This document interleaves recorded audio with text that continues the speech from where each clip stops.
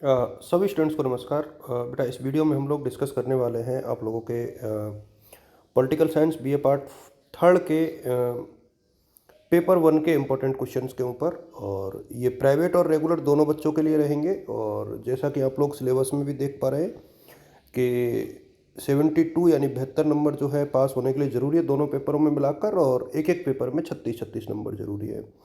पहला जो पेपर है हमारा उसका नाम है रिप्रेजेंटेटिव वेस्टर्न पॉलिटिकल थिंकर, यानी जो पश्चिमी जो विचारक हैं उनके ऊपर है। ये वेस्टर्न पॉलिटिकल थिंकर्स के ऊपर है। और पेपर के वही 3 सेगमेंट होते हैं, 3 सेक्शन होते हैं, ए बी और सी। ए में जो है एक एक नंबर वाले क्वेश्चन। चूँकि फाइनल ईयर के स्टूडेंट है तो आप लोग जानते हो कि कैसा पेपर आता है। लेकिन एक चीज़ का ध्यान रखें, इस बार पेपर 3 घंटे का होगा और पूरा पेपर आपको हल करना है। अब मैं कुछ चीज़ें जो आप लोग के साथ साझा करूंगा इस वीडियो में, वो काफ़ी इम्पोर्टेंट आप लोगों के लिए होंगी। और दूसरा पेपर आपका इंटरनेशनल रिलेशन का है, उसे मैं अगले वीडियो में साझा करूंगा। पहले हम लोग प्रतिनिधि राजनीतिक विचारक जो है उसी को पढ़ेंगे, उसी के ऊपर जो है उसके इम्पोर्टेंट क्वेश्चंस को देखेंगे। और इन क्वेश्चंस के लिए आंसर्स आपको देखने हैं तो आप लोग सरदार पटेल इंस्टीट्यूट कोटा वाला जो यूट्यूब चैनल है उसे ज्वाइन करके रखें। वहाँ मैं जल्दी इन लोगों के जो विचार हैं उनको अच्छे से आप लोगों के साथ साझा करने का प्रयास करूंगा। देखिए, सबसे पहले मैं आप लोगों के साथ जो शुरू करने वाला हूं वो ये है कि किस प्रकार से जो है हिंदी और इंग्लिश दोनों का सिलेबस दिया हुआ है। लेकिन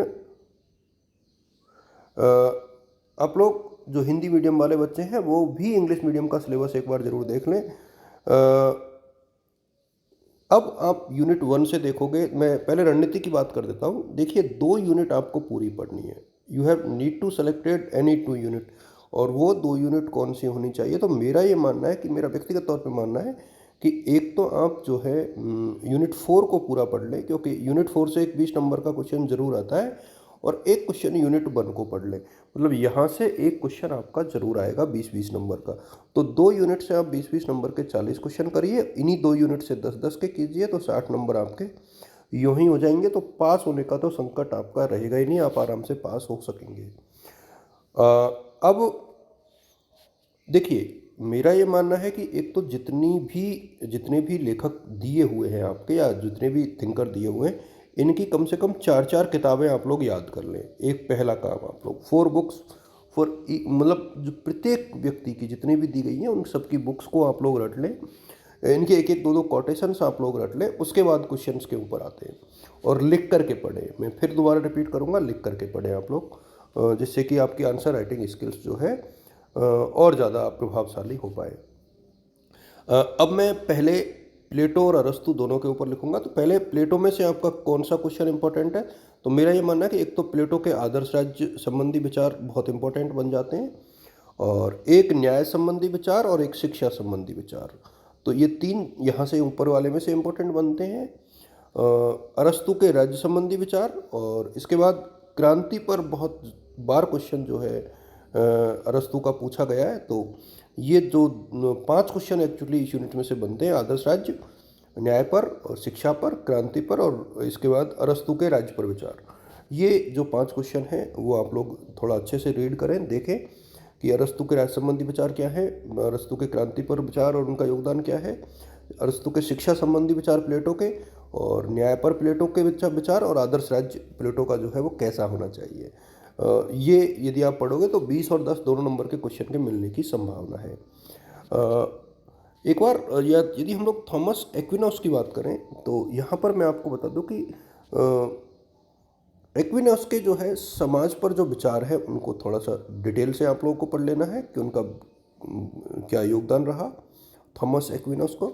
देखिए, 2 थिंकर हैं तो दोनों में से यदि किसी एक को आप पूरा पढ़ लेते हो ना, तो भी आपका काम कंप्लीट हो जाएगा।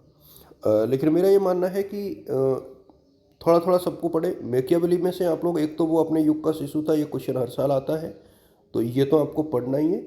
और आधुनिक राजनीतिक विचारक के रूप में उनका प्रमुख योगदान क्या क्या रहा, खास तौर पे मैकियावेली का, तो इसको आप लोग रीड करें। हॉब्स, अब ये 3 जो सामाजिक समझौते हैं ना, मेरा ये मानना है कि आपको इनमें से 3 क्वेश्चन कौन कौन से पढ़ने हैं। देखिए, एक तो सामाजिक समझौता सिद्धांत आपको तीनों का पढ़ना है, ठीक है। ये सामाजिक समझौता सिद्धांत आपको पढ़ना ही पढ़ना है। हॉब्स के आपको देखो, लॉक का तो आपको सामाजिक समझौता सिद्धांत पढ़ना है, और हॉब्स का आपको सामाजिक समझौता और संप्रभुता पर उसके विचार पढ़ने हैं। रूसो की बात करें तो रूसो की सामान्य इच्छा पर उसके विचार पढ़ने हैं।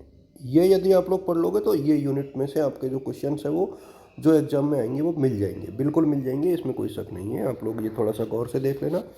यदि हम लोग इकाई 4 की बात करें, क्योंकि इकाई 4 को मैं व्यक्तिगत तौर पे बहुत बहुत पसंद करता हूँ, बेंथम के विचारों को।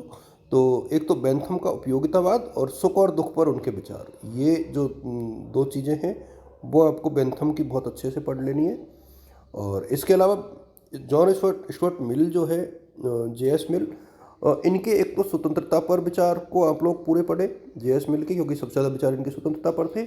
और प्रतिनिधित्व पर इनके जो विचार है और योगदान है उसको थोड़ा सा ज़्यादा पढ़ के चले, जिससे कि आपको ज़्यादा हेल्प जो है मिल पाए। बुक्स के ऊपर दिया हुआ है कि आपकी कौन सी बुक्स इंपॉर्टेंट है, तो मैं आपको ये बताना चाहूँगा। देखिए, मेरा अभी भी ये मानना है कि ओपी गाबा वाली बुक मैं व्यक्तिगत तौर पे बेस्ट मानता हूँ, लेकिन ये जो बुक है वो बीए में काम नहीं आ रही है, क्योंकि बहुत टफ पड़ जाती है बच्चों को पढ़ने के लिए। आप लोग बीएल फड़िया की जो पाश्चात्य राजनीतिक विचारक है वहाँ से भी पढ़ोगे तो आपका जो सिलेबस है वो पूरा मिल जाएगा और अच्छा पेपर आप लोग कर पाने की स्थिति में रहोगे। अच्छा, एक हीगल बच गया शायद, सॉरी। तो हीगल के लिए हम लोग बात करें तो एक तो हीगल के राज्य संबंधी विचार आपको पढ़ने हैं, बहुत अच्छे से रीड करने हैं इनको, हीगल के राज्य संबंधी विचार। और हीगल का आदर्शवाद जो है वो भी काफ़ी फेमस है, तो उसके ऊपर थोड़ा सा देखना है। कार्ल मार्क्स की बात करें तो कार्ल मार्क्स का एक क्वेश्चन 20 नंबर में आने की पूरी संभावना है। तीनों चीज़ पढ़ लें आप लोग, इतिहास की भौतिकवादी व्याख्या, वर्ग संघर्ष और अतिरेक मूल्य का सिद्धांत। यदि आप तीनों चीज़ों को पढ़ लोगे तो एक क्वेश्चन आपको इन तीनों में से 10 नंबर का 100% मिल जाएगा, हो सकता है 20 का भी मिल जाए। तीनों क्वेश्चन पढ़ लीजिए आप, तो इतिहास की भौतिकवादी व्याख्या पढ़ लीजिए, वर्ग संघर्ष का सिद्धांत पढ़ लीजिए, अतिरेक मूल्य का सिद्धांत पढ़ लीजिए। तो मेरे सामने ये वाली पेपर है वो आपका बहुत अच्छा है। इसमें आप लोग इनके विचारों को लिख करके और कंपाइल करके पढ़ेंगे तो आपके नंबर अच्छे आएंगे। बनवीक सीरीज से बढ़े आप लोग, मतलब बनवीक सीरीज से बचें। और पासबुक के लिए सजेस्ट वैसे तो मैं नहीं करता हूँ, लेकिन चूंकि आप लोग कई बच्चे बुक्स नहीं पढ़ते हैं तो बुक्स पढ़ने वाले तो बुक्स ही पढ़े, यदि नहीं पढ़ पा रहे हैं तो पासबुक तो कम से कम रीड करें ही करें आप लोग। बनवीक सीरीज प्लीज़ नहीं पढ़े। आप सभी को मेरी तरफ से शुभकामनाएं, ऑल द बेस्ट।